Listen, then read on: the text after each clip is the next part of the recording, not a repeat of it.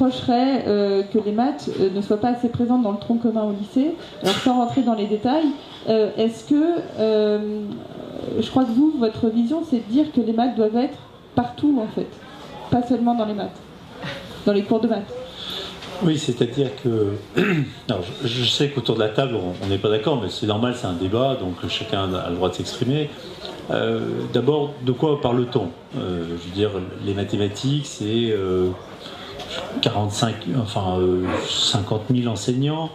Il y a quasiment 1000 heures de maths entre le CM1 et la seconde. Donc c'est un gros volume, hein. C'est 5 heures à l'école primaire, à peu près 4 heures par semaine au collège jusqu'en classe de seconde. C'est assez exceptionnel, hein. Je veux dire, il y a plein de pays où c'est 3 heures par exemple, hein. Vous voyez, ça fait quand même une grosse différence. Alors après, c'est posé la question, dans la réforme du lycée, donc effectivement, l'architecture, il y a une architecture avec un tronc commun et puis des spécialités. Alors, est-ce que mathématiques c'est une spécialité comme la physique-chimie ou la SVT, ou non, c'est pas une spécialité, c'est autre chose. Alors voilà, donc bon, il y a deux visions. Le ministre a tranché dans son architecture. Dans le lycée général, mathématiques c'est aussi une spécialité. À partir de là, je fais remarquer quand même que dans le lycée professionnel et le lycée technologique, mathématiques c'est pour tout le monde, parce que effectivement c'est j'allais dire, toutes les matières professionnelles utilisent des mathématiques. Et donc, en fait, on en revient un peu à un combat entre les humanités et les sciences. C'est un peu la même chose, j'allais dire le même débat qu'il y a 150 ans. J'allais dire, si vous reprenez les textes sur l'éducation au début du XXe siècle, on a à peu près ce débat. On rassurait les familles bourgeoises comme quoi leurs enfants feront encore du latin, même s'ils font un peu de physique. Voilà, donc c'est un peu, je crois qu'il faut dépasser tout ça et regarder, j'allais dire, on peut regarder un verre à moitié vide ou on peut le regarder à moitié plein. Alors moi, je préfère être optimiste. Ce que je vois, alors si je regardons les élèves qui étaient en ES et puis en lettres, d'accord, avant L, ils avaient 1h30 de physique en première et 0 en classe de terminale. Ils passent à 2 plus 2. Donc 1,5, c'est quand même bien plus petit que 4, on est d'accord. Donc il y a quand même un bénéfice autour des sciences. Et on reprochait à nos futurs professeurs des écoles de ne pas être scientifiques. Je veux dire que les mathématiques sont dans les sciences. Donc moi je dis est-ce que dans ces sciences, dans ces 4 heures de sciences, enfin 2 plus 2, est-ce qu'il y a des maths? Alors c'est là où on peut diverger de nos points de vue, mais moi je considère que les mathématiques dont on parle, les mathématiques citoyennes, ce qu'on vient de dire, c'est-à-dire maintenir l'utilisation des nombres, des quantités, j'allais dire du raisonnement, de la perception d'éléments géométriques, de choses comme des courbes, etc. Enfin, je veux dire des éléments mathématiques du socle. Bien, moi j'affirme que dans l'enseignement scientifique tel qu'il est proposé, pour la classe de première et terminale, tous ces éléments sont là. Alors une fois qu'on a dit ça, on n'a pas résolu le problème. C'est pas parce que c'est en puissance que c'est en action. Hein, on sait ça en termes de philosophie. Et c'est là tout le nœud du problème. C'est-à-dire, je prends un exemple très concret, la géographie par exemple. J'aime bien prendre cet exemple. En géographie, vous êtes tous d'accord avec moi, si vous ouvrez un bouquin de 400 pages de géographie de classe de première, pour le professeur de maths, il saute aux yeux qu'à chaque instant, il y a des maths. Mais il faut les profs de géographie ne sont pas forcément... Et les profs de géographie, Étienne Gis nous disait en aparté que sa propre fille est professeure de géographie, hein, c'est ça qu'il disait. Il disait, si tu dis qu'il faut faire des maths en géographie, elle ne va pas être d'accord. Et malheureusement, c'est vrai, c'est-à-dire qu'il y a des mathématiques en géographie, et donc toute la stratégie qu'on développe dans ce rapport, c'est expliciter les mathématiques. Moi, je rêve, si vous voulez, du professeur de géographie qui, parlant du PIB, ou je sais pas moi, du déficit de la France, mettons 3%, ils disent, au fait, 3%, tout le monde, c'est clair pour tout le monde, 3%, en fait, c'est quoi le PIB de la France? C'est comment on fait pour calculer le déficit? Et ça va lui prendre 2 minutes.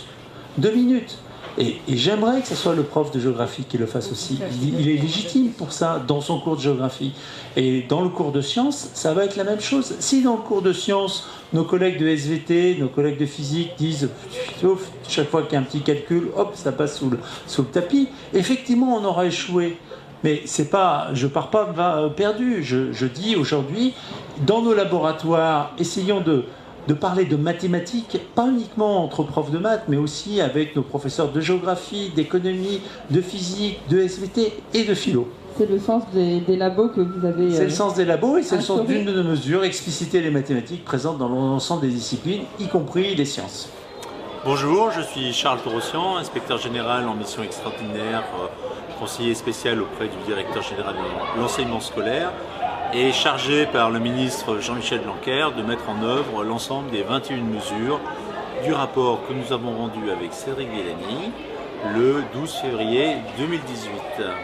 Donc ce rapport porte sur l'enseignement des mathématiques de la maternelle jusqu'à l'université et vise à trouver des leviers d'efficacité à peu près dans toutes les strates du système pour permettre à une meilleure efficacité de nos enseignements. Que ce soit sur la formation continue des enseignants, le plaisir de faire des mathématiques, diversifier l'offre dans nos établissements scolaires, promouvoir les clubs de mathématiques, dégager du temps pour que nos enseignants puissent travailler ensemble autour de laboratoires ou à l'intérieur des circonscriptions, repenser la formation continue, repenser aussi le pilotage, la promotion des mathématiques, l'orientation, les métiers, la place des femmes, la place de l'informatique, les interconnexions avec la société, bref, un ensemble de points qui touchent les mathématiques qui sont évidemment au cœur des enjeux du XXIe siècle, comme nous le savons, que ce soit sur l'éducation ou l'économie.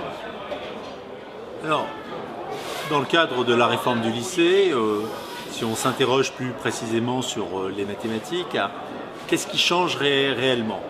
Tout d'abord, on a repensé les programmes de mathématiques. Le Conseil supérieur des programmes a sollicité des experts, des groupes d'experts qui ont écrit des programmes qui sont publiés aujourd'hui pour les classes de seconde première, qui vont l'être très prochainement pour la classe de terminale. Qu'est-ce qui définit ces programmes aujourd'hui et leur insertion dans l'objectif du plan que nous avons mis en place avec Cédric Villani? Tout d'abord, j'allais dire une dimension nouvelle qui est l'insertion de tout ce qui concerne l'histoire des mathématiques et l'épistémologie. Ça, c'est quelque chose de très important, une source, j'allais dire, qui insère les mathématiques dans la culture et dans le dialogue pour les enseignants avec leurs collègues. Ensuite, peut-être un retour sur l'acceptation que le calcul est consubstantiel aux mathématiques. Et ça, lors de notre mission, tous les acteurs, j'allais dire, de la société mathématique se sont plaints en fait de la perte des compétences calculatoires des étudiants. Alors, en soi, on me dit, bon, calculer, c'est pas très grave, il y a des ordinateurs pour calculer. En fait, le problème, il n'est pas là. Le problème, il est que si on n'a pas la conceptualisation du calcul, on n'arrive même pas à faire des maths. Et donc, les calculs, à vrai dire, on ne sait pas exactement à quoi sert le calcul, mais on sait que c'est utile à avoir des idées en mathématiques. Si on ne sait pas compter, en fait, si on ne sait pas manipuler les lettres, les nombres, j'allais dire, les symboles mathématiques, les abstractions mathématiques, eh bien, on n'aura pas d'idées en fait en mathématiques. Donc ça, c'est le deuxième point. Le troisième point, c'est effectivement pousser les enseignants à travailler ensemble autour des laboratoires. Alors, on a une offre très nouvelle aujourd'hui en première et terminale dans le cadre de la réforme du lycée, puisque toutes les disciplines se travaillent en fait autour de spécialités en première et en terminale. Donc ça, c'est vraiment une nouveauté. Et puis, quelque chose d'unique en fait dans l'architecture de la réforme du lycée, c'est l'offre très originale qu'a proposé le ministre Jean-Michel Blanquer sur les mathématiques. En terminale, on pourra faire soit 3 heures, soit 6 heures, soit 9 heures, ou j'allais dire faire des mathématiques à l'intérieur des disciplines, à l'intérieur de l'enseignement scientifique. Et ça, c'est aussi un point très important pour nous, expliciter les mathématiques à l'intérieur des disciplines scientifiques. Je veux dire scientifiques, mais pas uniquement, la géographie, la philosophie, l'économie. Voilà, donc c'est-à-dire les mathématiques sont présentes et on demande aux enseignants aujourd'hui de participer à ce mouvement d'explicitation. Ça, c'est la réforme du lycée général. Sur le lycée technologique, et bien évidemment, on a ce grand bouleversement du tronc commun en mathématiques sur toutes les filières, avec une spécificité très originale autour de physique-maths en SCI 2D. Et je crois que l'originalité va résider dans les pratiques enseignantes qui vont pouvoir évoluer autour des laboratoires, autour de la collaboration, des leçons studies, d'une réflexion transdisciplinaire. J'allais dire, l'aboutissement, le feu d'artifice, littéralement, de cette réforme sera le grand oral, où pour la première fois, peut-être des milliers et des dizaines de milliers de jeunes vont prendre mathématiques comme sujet d'étude pour le baccalauréat au niveau de l'oral. Donc ça, c'est aussi le dernier axe très très fort, on appuie très fort sur les compétences orales. On souhaite que nos élèves puissent parler de sujets scientifiques de manière libre, aisée, pouvoir parler d'interaction, de parler d'imagerie, d'interaction entre mathématiques et médecine, mathématiques et philosophie, etc., etc. Ça va être une grande joie d'accompagner nos élèves, pour nos professeurs, dans cette découverte de l'autonomie par rapport à un sujet scientifique. Bon, alors, en bougeant une seule pièce, sans la faire pivoter d'aucune façon, on peut faire un parallélogramme. En ne bougeant qu'une pièce. Voilà, et sans la faire pivoter dans aucun sens. D'autres termes, on ne touche pas. Si, on touche, mais une pièce. Et puis, on la garde dans la même position.